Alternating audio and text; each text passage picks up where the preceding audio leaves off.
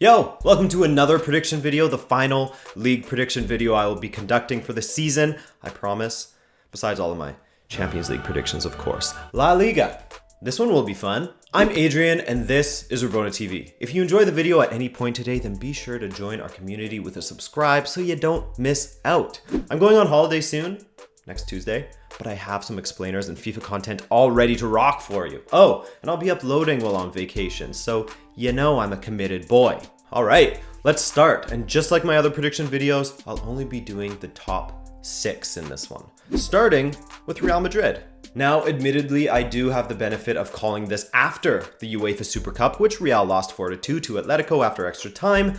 But from watching them in preseason and seeing that Super Cup final, I fear for them a bit. Besides the obvious losses of Cristiano Ronaldo and Zinedine Zidane, Real are also facing a situation in which they haven't brought in enough quality, not only to try to fill in the massive holes left by those two individuals, but even if Ronaldo and Zidane hadn't left, I think that this team would have gone a little bit stale either way. They're dying for some new blood in there. Their achievements over the last few years, I mean, one of the best club teams of all time, make no doubt about it, as I don't think we'll see that kind of European dominance for a while now. But all clubs, no matter their success, have to bring in players to keep competition up, which in turn brings up the performances of everyone and kills complacency. I have many doubts about Julian Lopetegui as well, as I saw him go and flounder at FC Porto, I'm a Benfiquista for the record, and win absolutely nothing, despite boasting what was the biggest budget that any other Porto manager has had the pleasure of working with at that time. By the way,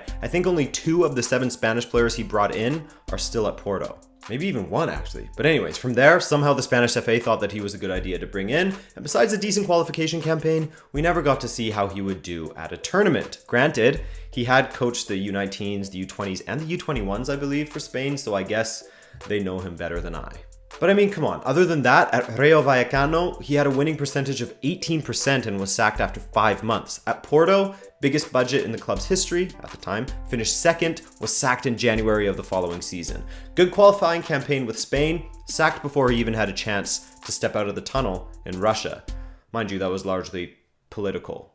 As for Bale filling in and being that guy instead of Ronaldo, sure, he will get more opportunities and he will score more goals for them, but he isn't Ronaldo, and he won't reach those levels. I mean, and this is assuming he'll stay healthy, which he's one of the most fragile players out there, so it's not likely. I do like what I've seen from Benzema though, and I expect him to be back to at least close to his best, or whatever the 15-16 season was. Whatever that form was, probably his best. Vinicius Jr. looks decent, but I wouldn't expect him to run things at Real this season, even though Marcelo says he will. Give him time. Courtois, is he really an upgrade on Keylor Navas? I'm not sure. Both are somewhat erratic at times for me. All of these things added together make me fear for Real Madrid a little bit. We saw how much Zidane struggled with them last season in La Liga, and I think it will be much of the same with Lopetegui getting the sack sometime in 2019. 3rd place. Now let's talk Valencia, who at times last season, Valencia looked unstoppable, with Zaza, Rodrigo, and Gonzalo Guedes teaming up to smash the league. Of course, they won't have Guedes anymore, but they have done some tidy business in this summer's window. Daniel Vaz, or Was, who can play almost every position it seems, he was brought in from Celta. Michy Batshuayi comes in on loan as the Batsman joins the Bats. Kevin Gamero signed on, Diakabi, Piccini, Cheryshev on loan, which could be decent after his World Cup. Plenty of players were brought in. But for me, it all comes down to who manager Marcelino can hang on to before the window is up, with Rodrigo in particular linked with a move away from the Mestalla. By the way, the Mestalla is a beautiful stadium that I would love to visit one day. Now, as good as I suspect Valencia to be, I don't expect it to be easy for them in 4th, as right on their heels in 5th will be one of the teams from Seville. Either Sevilla themselves or Real Betis. Sevilla, of course, had a weird season last year, improving under Montella a bit, albeit slightly, and then sacking Montella for Joaquin Caparros to caretake for the final few matches, before finally settling on Pablo Machín as their new head coach for this upcoming season. Machín was actually the coach of Girona for the last 4 years, and quite impressively, he got them up to 9th place, despite a walloping or 2 along the way. Sevilla haven't done much as far as big name transfers, with them even losing key players like Clément Langlais, Steven Nzonzi, and Joaquin Correa. 3 big players from their season last year. Betis, on the other hand, had one of their best seasons in their recent history last season, where they pushed all the way up into 6th place. They leaked a lot of goals from August to December, but come March until the end of the season, Betis only conceded 11 goals, thanks in large part to the heroics of Marc Bartra, whom they procured from Dortmund in the January window. That run from March until the end of the season also included a 6-match winning streak in which Betis conceded just once, as their defense and attack were both really up and running. This summer, they have made some smart signings so far in bringing in World Cup hotshot Takashi Inui on a free transfer, William Carvalho for £18 million, Sidney, whom I have some bad memories of at Benfica, but whatever. He comes in to boost their center-back options, and he has plenty of La Liga experience, as well as Sergio Canales, among others. Canales, man, that's a name I haven't heard in ages. Why are we still here? Just to suffer? They aren't without some major losses though in Fabian Ruiz to Napoli, as well as German Pizzella and Riza Dormisi. Between Sevilla and Real Betis, while both teams have had some losses personnel-wise, I think that Betis will just get edged by their rivals in 5th place, as Pablo Machin finds that things are quite different from Numancia and Girona in comparison to Sevilla, and a little money goes a long way with his tactics. But that will be a fascinating battle come Derby Day. Anyways, went on a bit of a tangent there. Now, there are only two places left, 2nd and 1st. Let's start with FC Barcelona, who have been a bit of a money bags this transfer window. That is, if you want to count the Arthur purchase as a summer purchase. But they have shifted some players out of the club as well, with the unwanted likes of Yerry Mina, Alex Vidal, and Luca Digne all sold, while Andre Gomes leaves on a loan alongside Paulinho, who went back to China. As for those that they have brought in, Clément Lenglet joins from Sevilla, and Arturo Vidal fills the Vidal quota within the squad as Alex left. Oh, not to mention that Rafinha is back from his loan, and he looked quite decent against Boca in the Gamper Trophy. For me though, the biggest acquisition that Barcelona made for their future, besides Arthur of course, who has looked outstanding in preseason matches, was the acquisition of Felipe Coutinho back in January. Now that he's had time to settle, and after being without a doubt in my mind Brazil's best player at the World Cup, I expect to see the Coutinho from the first half of Liverpool's season, scoring bangers and needling outrageous passes with Messi, Suarez, Arthur, and either Dembele or Malcolm.